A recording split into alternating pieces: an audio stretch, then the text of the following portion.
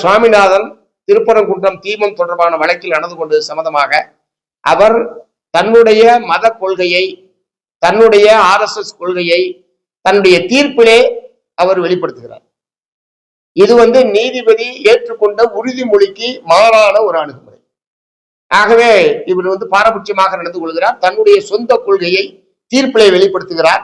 ஆகவே அவர் மீது நடவடிக்கை எடுக்க வேண்டும் என்கிற முறையில் உச்ச நீதிமன்றத்துடைய தலைமை நீதிபதிக்கு மார்க்சிஸ்ட் கம்யூனிஸ்ட் கட்சியின் சார்பில் ஏற்கனவே நாங்கள் புகார் அளித்திருக்கிறோம்.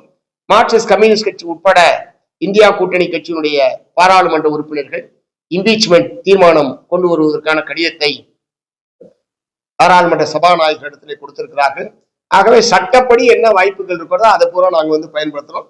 இன்னொரு பக்கம் நீதிபதியுடைய அணுகுமுறை சம்பந்தமாக மக்கள் மத்தியிலே விழிப்புணர்வையும் எங்களுடைய கருத்துக்களையும் வெளிப்படுத்தக்கூடிய வகையில் நாங்கள் கருத்துக்களை தெரிவிக்கிறோம் என்பதை தெரிவிச்சுக்கிறோம். விஜய ஆப்ஷனா நாங்க வச்சுக்கல. அவரு ஆரம்பத்துல சொன்னாரு கொள்கை எதிரி பிஜேபி, அரசியல் எதிரி திமுக.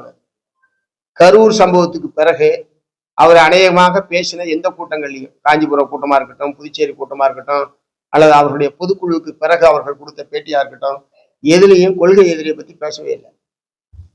கரூருக்கு முன்னாடி, கரூருக்கு முன், கரூருக்கு பின் என்கிற முறையில் அவர்களுடைய அணுகுமுறையில் ஒரு மாற்றம் என்பது ஏற்பட்டிருக்கிறது.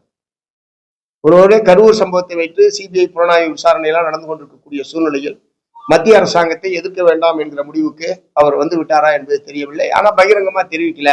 ஆனால் எதிர்கருத்துக்கள் எதையும் அவர் தெரிவிப்பதில்லை மத்திய அரசுக்கு எதிராக. ஆகவே கொள்கை எதிரி இப்ப எங்க இருக்கிறாரு, அவங்க எந்த கட்டத்துல அவங்க வச்சிருக்காங்க அப்படின்றத அவர்கிட்ட தான் கேட்கணும். ஸோ இந்த சிலையில இன்னொரு ஆப்ஷன் அப்படின்ற முறையில் இல்லை. நாங்க கூடுதல் தொகுதி கேட்போம்னு ஏற்கனவே சொல்லியிருக்கோம்.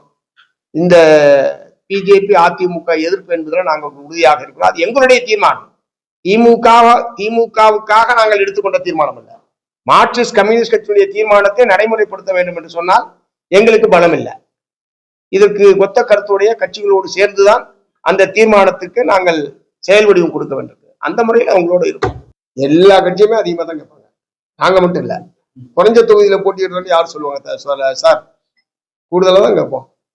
கொடுக்குற இடத்துல அவங்க இருக்காங்க, கேட்கிற இடத்துல நாங்க இருக்கிறோம். 2 பேரும் பேசி முடிவு பண்ணுவோம்.